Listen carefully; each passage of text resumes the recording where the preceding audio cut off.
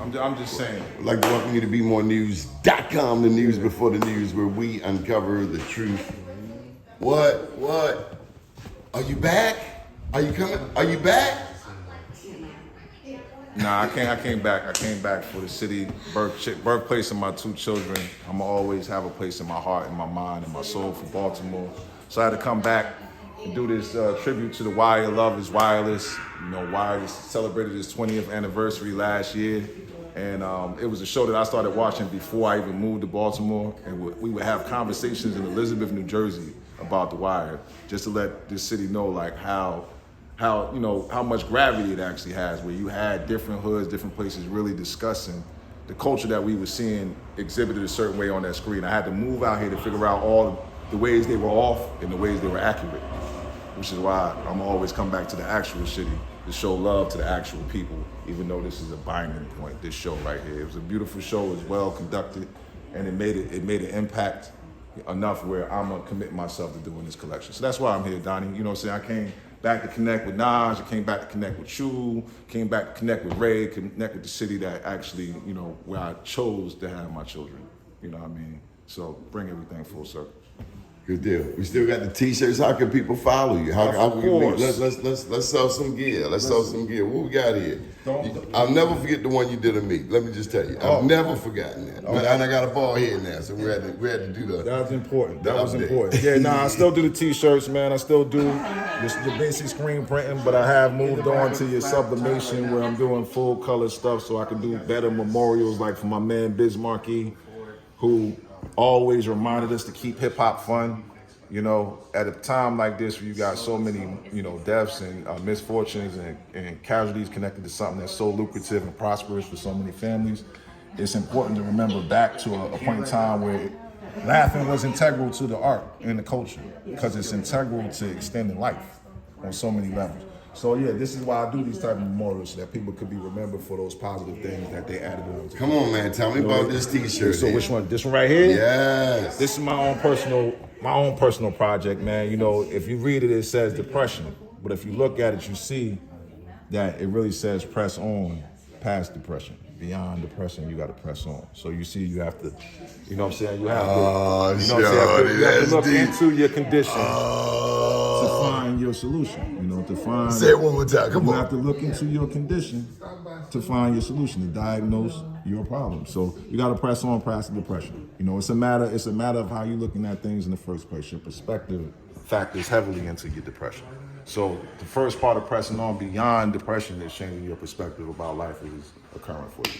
You know, I had to learn that for myself. So this has a it's a process. It is. It's a daily process, because you stop that you never think of, like the way I discussed with my man Ray today. I said, bro, we high mileage hoopties right now.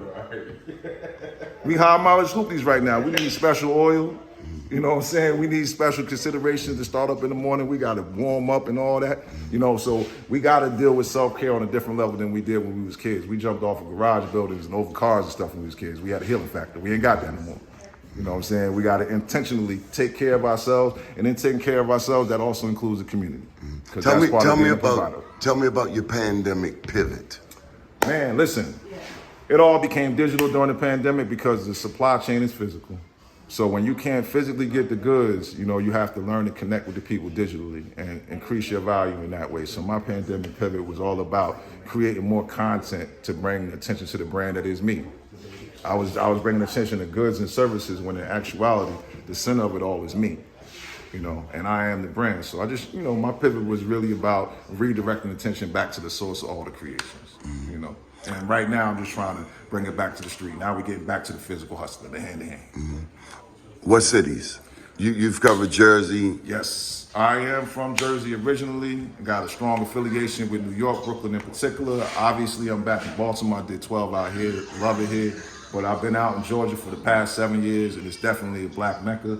So I'm on some East Coast right now. I do got a tentative show planned for Oakland, California, because that's where the Revolutionaries is at, and I got some folks out there that can support me for the past 14 years. Oakland got a lot of love for black business. Yes, they do. Oakland, African American Chamber of Commerce. Let me ask you this: any similarities, any differences? New York, Jersey, Maryland, oppression. Georgia. That's it. I'm gonna say the common strand is oppression.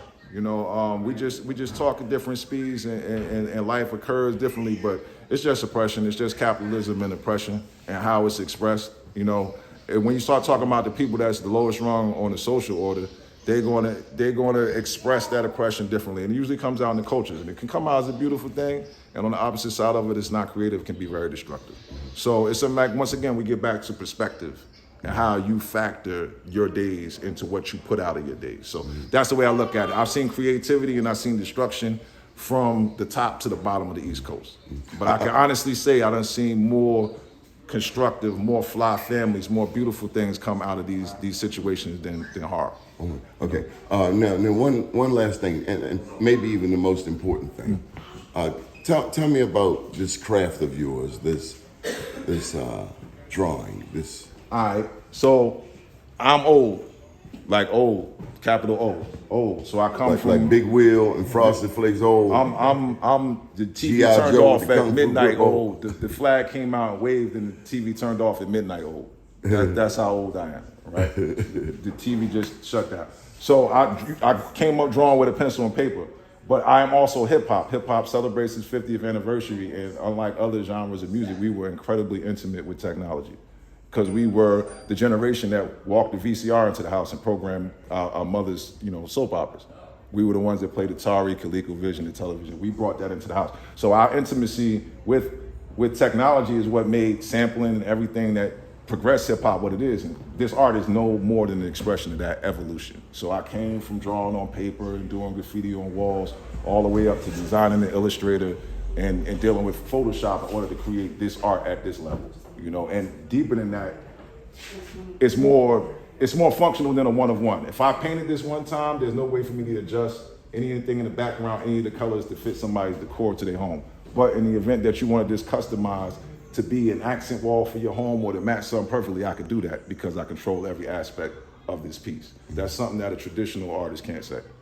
Well, on top of that, any thoughts on Afrofuturism, AI, GPT? There's a lot of fear associated with it, but like I said, because I came up sampling, the same fear somebody that knows how to play a bass might have for somebody sampling their bass, I say that you can't stop technology. The only way you can offset technology is with your own creativity and your own originality. So the way AI and all that works is called machine learning. So it still has to be taught. We are the educators of artificial intelligence. We've been educating artificial intelligence from the first time we answered Facebook's question, "What are you doing?" We've been teaching all of this technology. What do you think Grammarly is? Grammarly has been sitting back analyzing people's writing for as long as it's been out. This is where you get a chat GPT. See what I'm saying? So we built the algorithm. We educate the algorithm. So there's nothing to fear. If we're educating, these are our kids. AI is our children. We just have to figure out how not to kick them out the way people kick the hip hop generation out. We need to keep AI in the house. We need to keep them close enough to learn from them and teach them the way we want them to grow up, the way we're supposed to do our kids. Any final thoughts? Thank you for taking the time out to speak with BeOneNews.com. I just urge everybody to stay safe and stay great, because that's all I could expect from anyone. Good deal. You know what I'm saying, brother? Brother.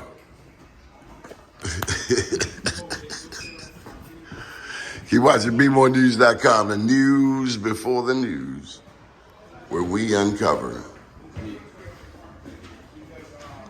Omar the truth.